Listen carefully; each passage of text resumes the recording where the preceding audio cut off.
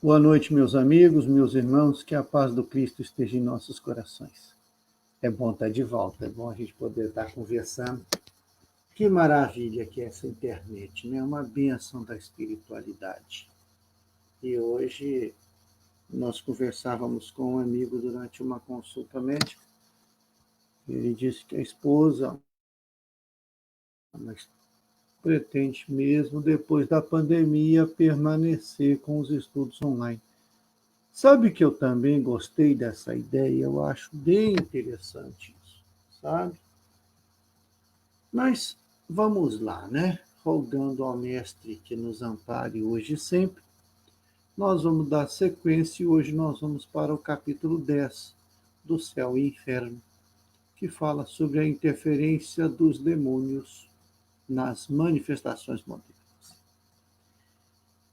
Bom, vamos lá. Primeiro nós precisamos entender o seguinte: desde que o homem ficou de pé, desde as nossas primeiras experiências reencarnatórias neste planeta, há milhões de anos atrás, há milhares de anos atrás, né? Quando ainda éramos hominídeos, ainda um corpo diferente do que ocupamos hoje, mais primitivo, com garras, com pelos mais avantajados, com presas, sem noções de família, com apenas grupamentos familiares de grande monta, sem vínculos de parentesco.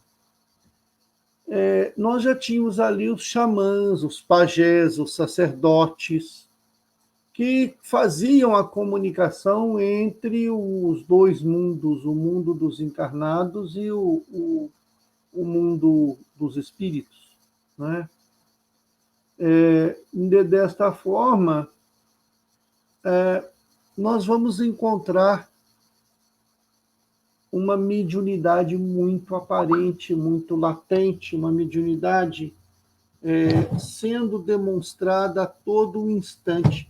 Eu esqueci de desligar o obsessor, gente. Só um minuto, por favor. Então, o que vai acontecer? Nós vamos encontrar médiuns, pitons, pitonisas em todos os grupos. Era algo corriqueiro, comum, necessário, porque nós não entendíamos muita coisa. Todas as doenças eram uma influência, tá certo? De um espírito ou de outro. Toda colheita era a bênção de um espírito ou de outro.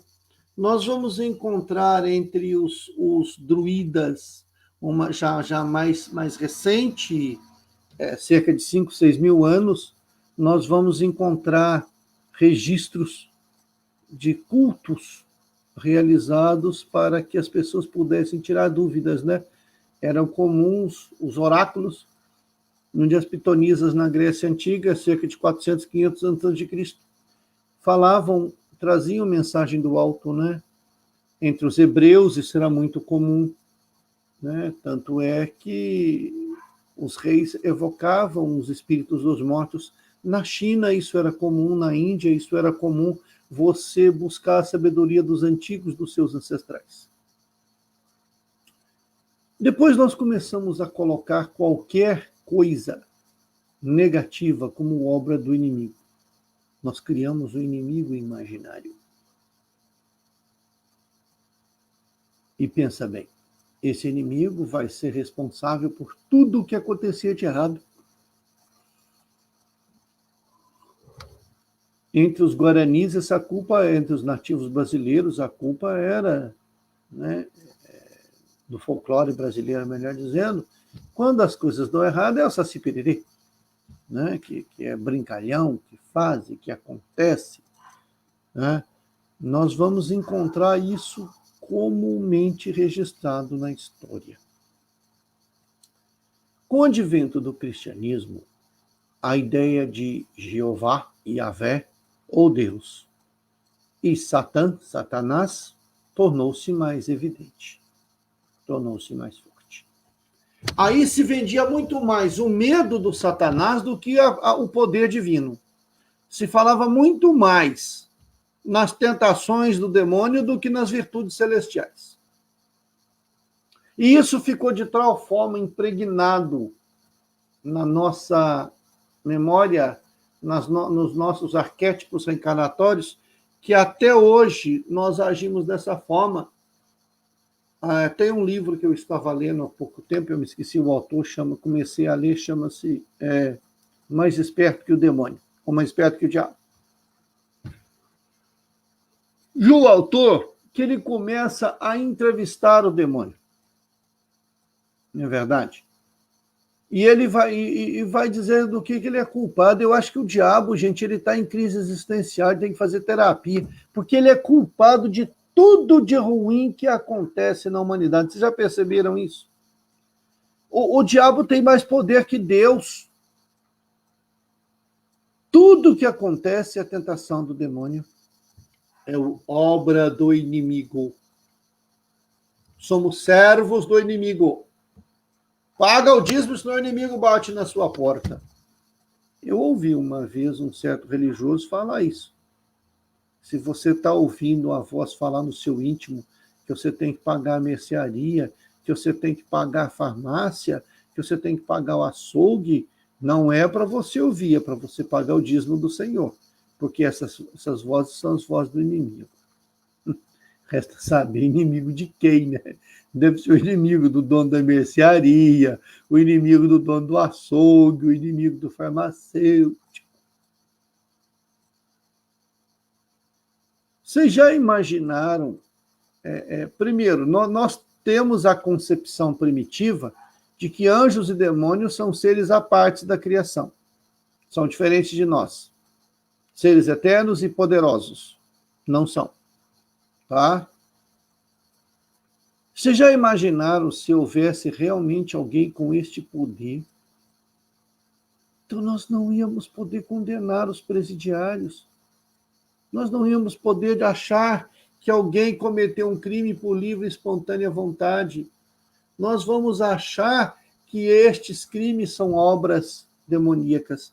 E é engraçado que durante todo o período da chamada Idade Média, nós vamos encontrar os tribunais do Santo Ofício, aonde toda e qualquer manifestação espiritual fosse condenada, os médiuns iriam para a fogueira. Quem visse, quem conversasse, quem falasse sozinho. Eu estava lascado, que eu falo sozinho. Aliás, eu dou até palestra, faço conferência, eu brigo comigo mesmo, eu dou opinião em cima da opinião, eu discuto com a minha opinião.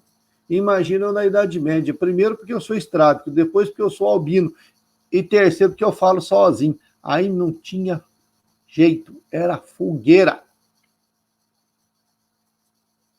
Qualquer voz que você ouvia, imagina médiuns mais ostensivos, iam todos para a fogueira, iam todos queimar. Por quê? Porque estavam sob a tentação do demônio. Pensa bem. Tem gente que fala até hoje que o Chico estava a serviço do diabo. Pensa. Como que o diabo é importante publicar um livro como Coração e Vida, de Maria Dolores, que é um cântico de louvor ao Cristo. Pensa o demônio publicando um livro como há 2000 anos, contando a história do Cristo. O diabo narrando a história de Paulo e Estevão no livro de Paulo de Tarso, no livro Paulo e Estevão. O diabo escrevendo um romance com a história de Alcione em Renúncia. O diabo inteligentemente falando de evolução em 2 mundos nas páginas de André Luiz. Falando sobre religião no livro Emmanuel, no livro Consolador. Imagina se tudo isso fosse obra do demônio. Mas então, por que Moisés proibiu a evocação dos mortos? Porque estava banalizado, porque tinha virado coisa corriqueira, coisa abusiva. E Moisés vai lá e proíbe. Mas o Cristo fala: quando os homens se calarem, as pedras hão de falar. Referia-se o Nazareno às sepulturas, aos mortos gritando e falando que a vida continua, que o mundo não é apenas a materialidade, que a matéria não é o fim, mas um meio, e que esta vida é passageira. Paulo diz em uma das suas epístolas: estamos cercados por uma nuvem de testemunhas.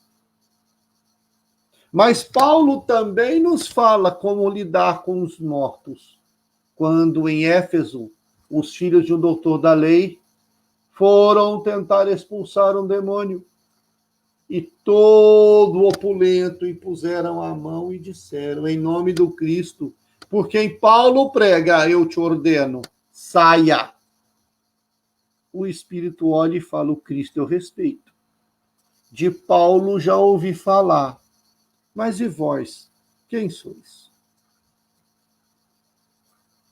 O nosso intercâmbio com o mundo dos mortos, ele é natural. E nós precisamos dar atenção a ele. Nós precisamos muito dar atenção a esse intercâmbio. É errado eu estar evocando a presença de um parente meu? Depende do tipo de sentimento que eu estou colocando. Porque, de repente, eu vou pedir ajuda a um sujeito que não pode me ajudar. Mas se é meu pai que desencarnou e eu estou com saudade, quero bater papo com ele, por que não? Por que não conversar com ele? Pai, eu estou precisando conversar contigo. Olha, estou com saudade, a coisa aqui está assim, você está fazendo falta, os teus conselhos me fazem falta. E quem garante que ele não vai te responder? Quem garante que ele não vai emitir para você uma vibração de amor e carinho?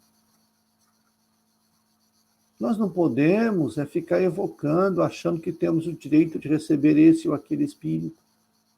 Porque o telefone só toca de lá para cá. Não adianta. Ah, mas Kardec fez a evocação de vários... Fez, mas o objetivo era outro. Ele estava sendo coordenado pelo próprio Cristo. A situação era diferente. Nós não precisamos. Nós não podemos. Não devemos. Nós devemos entender que a interferência espiritual ocorre diariamente em nossas vidas. Kardec coloca isso no Livro dos Espíritos. Interfere os espíritos em nossas vidas? Muito mais do que podeis imaginar, respondem os espíritos. Quanta inspiração nós não recebemos? Lincoln, o Felipe Salomão contou uma história interessante, que uma pessoa estava em Juiz de Fora, precisava mandar um medicamento para cá, e ela, desesperada, saiu da farmácia e falou: como que eu vou mandar esse medicamento? O medicamento precisava chegar em Muzambinho.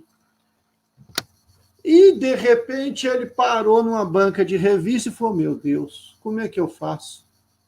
E começou a falar em voz alta: daqui a Muzambinho é muito chão.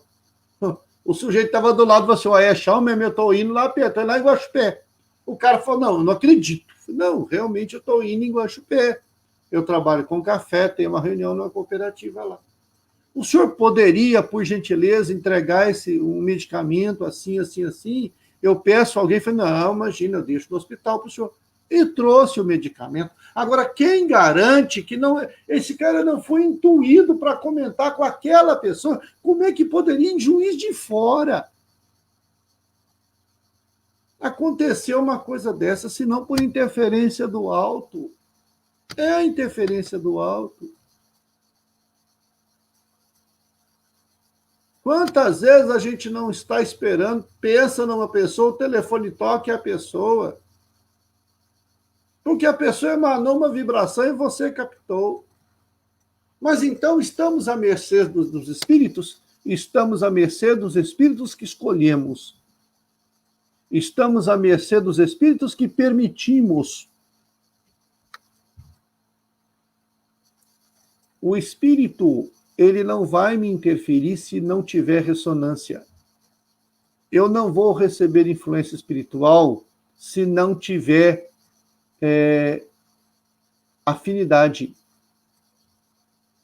Então, se um obsessor bate a minha porta, ele só entra porque eu deixo. E muitos dos nossos processos obsessivos não são reencarnatórios.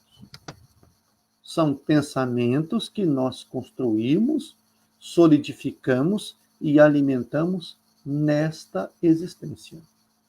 Se eu sou um sujeito encolerizado, vivo brigando com Deus e o mundo, que tipo de espírito que eu vou trazer para o meu lado? Se eu sou um sujeito ligado à pornografia, aos desvios do sexo, que tipo de espírito eu vou trazer para o meu lado? Se eu sou um sujeito que adora um cigarro, um álcool, uma droga, de forma a abusar disso, quer dizer, o cigarro qualquer um já é abuso, a droga qualquer uma já é abuso, o álcool, quando ele se torna uma muleta para você encarar a vida, ele é um abuso. Que tipo de espíritos que vão se ligar a mim? Adoro assistir filme de terror. Para onde eu vou quando eu desdobrar? Para aquele ambiente, para aquele cenário. Então, meus amigos, eu só vou permitir que interfiram em minhas vidas os espíritos que eu permiti através das minhas escotilhas mentais. Não existem demônios que ficam aí eternamente pro mal com poder absoluto. O estado de mal é passageiro, o estado de bom é eterno. As maldades que eu pratico, vou deixar de praticar, mas as bondades que eu exercito só vão aumentar, ampliar e se solidificar dentro de mim, porque eu sou filho da luz, eu nasci para ser feliz e serei. Então, meus amigos, os demônios, como nós acreditávamos na antiguidade, não podem interferir em nossas vidas. Ainda hoje nós ouvimos que essa pandemia só atinge quem não tem Deus no coração. Essa pandemia só vai atingir quem não se cuidar. E mesmo você se cuidando, se você desencarnar por ela é a desculpa que você precisava. A fé ajuda? Claro que ajuda, é o fator imunodepressivo em qualquer doença, a fé ajuda. Mas a falta dela é motivo para você adoecer? Não, não é. Não há uma vingança divina não, tá? Tem gente aí que achando que o fulano falou mal de Jesus, agora ele caiu doente. É porque uma escola de samba arrastou a figura do Cristo, agora acabou o carnaval. O que é isso? Deus é vingativo? Ele tá lá, tu me paga. Você vai ver, você vai nascer no Brasil. Fulano vai governar esse país, eu não vou nem falar o nome, porque senão eu apanho na rua. Fulano vai ganhar e corre risco de se ganhar um segundo mandato. Só para você aprender.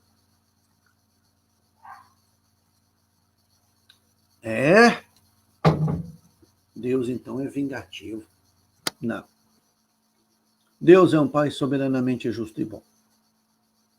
Se você sair com a camisa e Jesus é um bobão e encontrar com ele na esquina, ele vai te dar um abraço e falar, meu filho, porque ele está muito acima disso. A influência benéfica dos espíritos é muito maior que a maléfica. Nós temos mais propensão ao bem do que ao mal. Nós precisamos permitir que isso floresça em nós. Nós precisamos nos entender como filhos da luz, como espelhos da luz divina, nós somos diapasã, nós somos aquele objeto que vai refletir a luz do Cristo. Não, nós não vamos estar à mercê do mal. Nós não estamos jogados num mundo sem proteção espiritual. Isso não é uma aventura. A nossa vida é algo planejado. Nós não estamos aqui a passeio, nem ao Deus dará. Estamos cercados por bons espíritos. Estamos cercados por entidades de luz. Nos conectemos a ela. Permitamos que a luz que habita em nós possa atrair a luz que nos cerca. Que as testemunhas que nos cercam, como diz o apóstolo Paulo, sejam a nuvem do bem. Não há um coral de demônios a nos levar ao mal. Não. Há sim um cântico de espíritos de luz nos trazendo para o bem. Nós não reencarnamos para o fracasso moral. Nós reencarnamos para o nosso sucesso, para o nosso êxito. Nós reencarnamos para educar, para aprender, para sermos criaturas melhores. E assim o seremos, se nós desejarmos, porque a vontade é a mola mestra da evolução. Que Jesus nos abençoe a todos. E estaremos de volta na próxima terça-feira, se Deus assim o permitir.